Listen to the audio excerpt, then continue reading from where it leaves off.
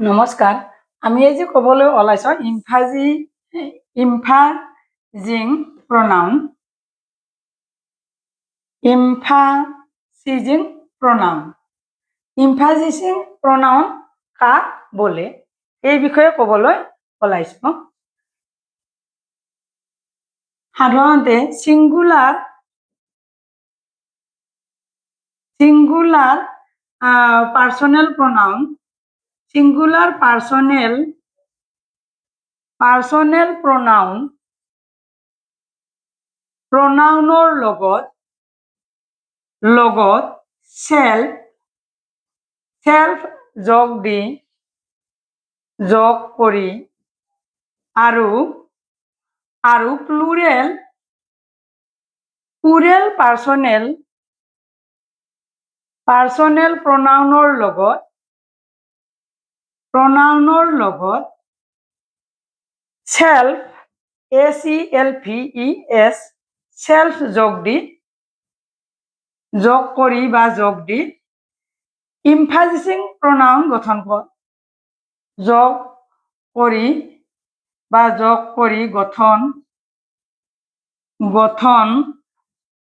গঠন কৰাকে ইমফাসিজিং প্ৰনাউন বলে।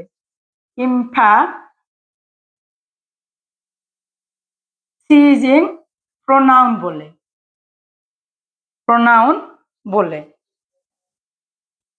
মানে সিঙ্গুলাৰ পাৰ্সোনেল প্ৰনাউন আৰু প্লুৰেল পাৰ্সোনেল প্ৰনাউনৰ লগত সিঙ্গুলাৰৰ লগত SELVE আৰু প্লুৰেল সিঙ্গুলাৰ প্ৰনাউনৰ লগত ACLVE যোগ কৰি যি প্ৰনাউন মানে যিটো ওয়াৰ্ড গঠন কৰা হয় তাকে আমাৰ ইমফাসিজিং প্ৰনাউন বুলি কোৱা হয়। এই ইমফাসিজিং প্ৰনাউনক আমাৰ ৰিপ্লেসিং প্ৰনাউন বুলিও ক'ব পাৰি। মানে ৰিপ্লেসিং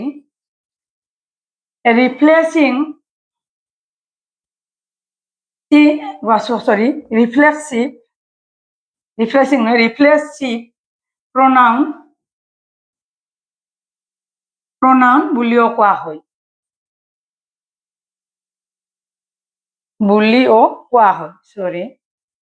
বলা হয় নহয়, বুলিও কোৱা হয়। মানে যদি আমি সেলফ সিঙ্গুলাৰৰ লগত সেলফ আৰু প্লুৰেল পাৰ্সোনেল প্ৰনাউন লগত সেলফ যোগ কৰি যি প্ৰনাউন গঠন কৰা হয় ইমফাসিজিং প্ৰনাউন আৰু তাক আমি ৰিফ্লেক্সিভ প্ৰনাউন বুলিও কোৱা হয় বা কয়। নতুবা ইনডিফিনিট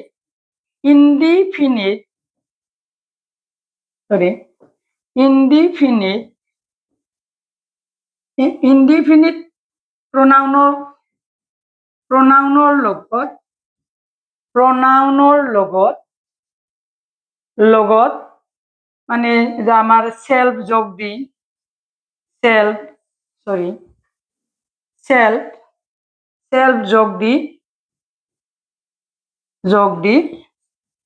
রিপ্লেসিং বা ইমফাসিজিং প্রনাউন গঠন করা হয়।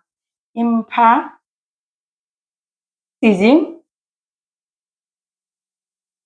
ZING বা রিফ্লেক্সিভ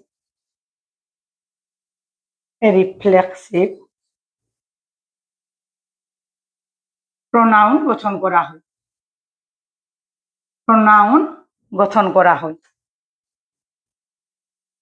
করা হয়। এতিয়া কোনবোৰ প্ৰনাউন আমাৰ ইমফাসিজিং প্ৰনাউন বা ৰিফ্লেক্সিভ সেই বিষয়ে ক'বলৈ ওলাইছোঁ। কোনবোৰ আমাৰ গঠন কৰা হয় ঠিক এনেধৰণে আমি দুটা ভাগ কৰিব পাৰোঁ। সিঙ্গুলাৰ প্ৰনাউন আৰু প্লুৰেল প্ৰনাউন।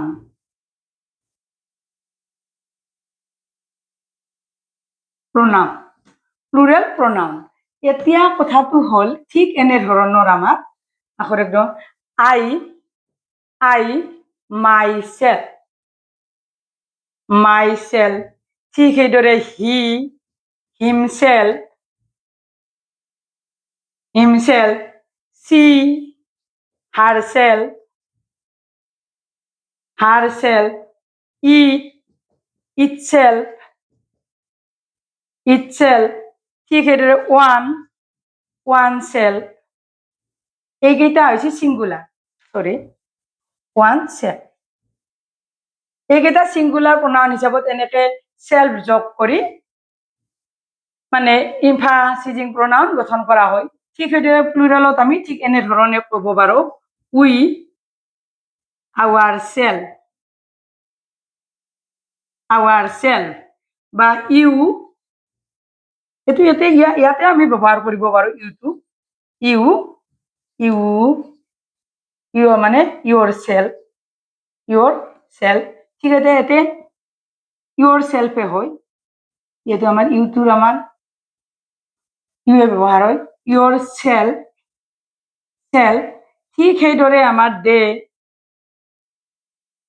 দেম সেলফ,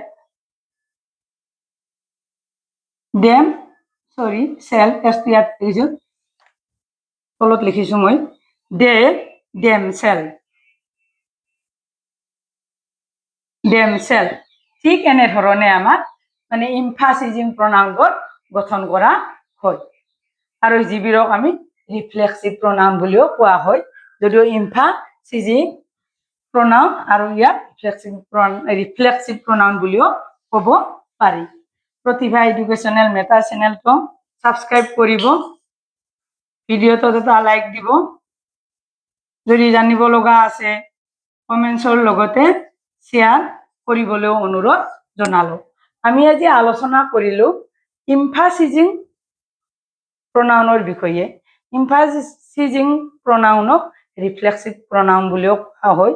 সাধাৰণতে সিঙ্গুলাৰৰ লগত সেলফ ACLF আৰু প্লুৰেল হলে ACLV এস যোগ দি মানে আমাৰ ইমফাসিজিং প্ৰনাউন গঠন কৰা হয়। আজিলৈ ইমানেই, নমস্কাৰ।